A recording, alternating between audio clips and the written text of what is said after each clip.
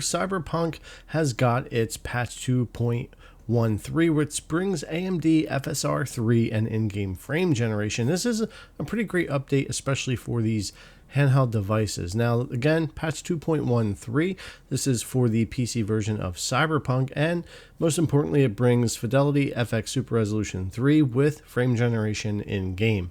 They also added XeSS 1.3, which I'll probably take a look at in a future video because I do like that upscaling, but we're going to stick with FSR3 here. Quality for our upscaling, and then we have frame generation there. You can see here what my settings are, which is mostly a combination of medium and low, mostly leaning into medium. These certainly aren't recommended settings, and you can squeeze more performance out of this game on the deck by lowering some more, but this gives me a baseline to just kind of stick with for the video and look at performance. They do still have 2.1 in here if you want to mess with that, or you don't want to mess with frame gen, but FSR3 here and in-game frame gen. Now, taking a quick look at this, we've got quality when it comes to FSR3 here, bouncing around 57 to 63 FPS, and on balanced, it's similar. We get a little boost here and there, but because we are a little bit CPU bound and stuff here with this, and we aren't boosting the GPU clock yet, you don't see a big difference. Going to performance, we get a little bit more. Going to native AA here with FSR3, we're going to come down into the 40s. It's really not playable when you get into other areas of the game, but figured I'd show it there really quickly and then back over to quality. We're going to talk more about the frame gen thing though, because to get this to really work properly, we're really going to need to use manual GPU clock. Now, in a lot of games, we just go with 1600 here, and it does give us the most FPS most of the time, but you see what it does to the CPU usage and the speed of the CPU, and this can really hurt us in CPU intensive areas like battle, fights, more NPCs and things like that.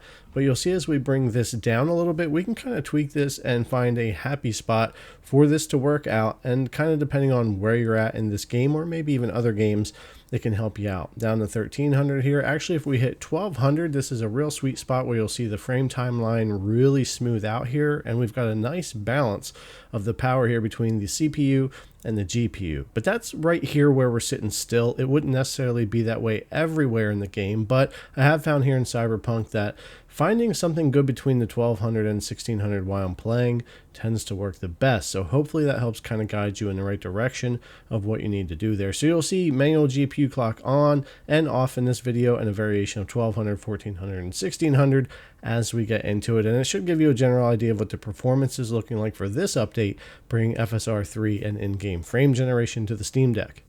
So some quick compare here. You've got the auto GPU, the manual set to 1200, manual set to 1600 with all the same settings here for that medium, low, and everything we looked at in the beginning of the video, all with frame gen on. And you'll see that the highest frame rate, of course, is from the 1600 here, but we're not hitting the CPU as heavy in the benchmark as we do in real world gameplay, but I still wanted to use this just to show it. But we do get the cleanest frame times and the smoothest experience out of that 1200 that I was showing you earlier. So again, for what you prefer out of what performance you want to get, you're going to have to pick something between that 12 and 1600. And you can see here 64, 63, and 69 on the frame rate. But again, the frame rate only tells part of the story. You want to make sure you're getting a smooth experience as well. Now, if we take and turn frame gen off all the way to the left, leave it on the other two on the right with 1200 and 1600, you can see kind of what we're getting as far as difference in performance using frame gen and not using frame gen with all the same settings and still FSR3 quality. Actually, this game still runs really well without frame generation on, and is pretty smooth even out in real world gameplay, except for some certain areas, especially in Dogtown and Phantom Liberty DLC, which we all know can get kind of rough. But yeah, we've got 47, 63, and 69 here when comparing those three. Now, if we take a look at just the no frame gen here in that similar spot as we did earlier, quality on our FSR, we're about 43 FPS here. If we go to balance, we'll come up about 3 FPS to 46. And if we want to bump up again to performance, which really has come a long way in FSR, this used to be just about eye bleeding to look at in Cyberpunk, but with FSR3, this actually looks pretty good. We get another 3 FPS. If we go to native, it will look nice, but it gets unplayable in most areas and brings us down into the 20s, even just sitting still. And do a side-by-side here, you can see with frame gen off and frame gen on walking through here, what we've got for performance. And of course, the cleanest frame times overall are with no frame gen on the Steam Deck. It does feel a bit smoother and better for input latency typically, but I will say this is one of the better implementations of in-game frame generation I've seen so far on the Steam Deck that seems to work pretty well, especially if you kind of work a little bit with that manual GPU clock and try to get things balanced out, especially kind of depending on what area of the game you're in and are you in Phantom Liberty DLC, Dogtown, and that type of thing. Then you can see here again we've got frame gen off versus on here, and the auto GPU in 1600 here, so you can kind of see how this game's performing with the FSR3 with and without frame gen and with those different GPU clocks there. Of course, moving around in Cyberpunk, if you're driving, is when performance can get a little rough. And outside of Phantom Liberty DLC, it tends to stay pretty good with and without frame gen with FSR3. And typically that's been the case for a while since some of the updates and optimizations to the game. And overall, I think frame gen works good in most of these areas, and I don't really have any problem with it. But I also like the game without frame gen and FSR3 on. I think it works pretty well. I don't notice any real input latency on the in-game frame gen that would affect my gameplay much, especially if I was playing it that way enough to get used to it, but it always is a little bit snappier without in-game frame gen, though AMD has made a lot of headway when it comes to how well it works these days, especially in games like Wukong. I'm still just surprised at how good in-game frame gen is in that game.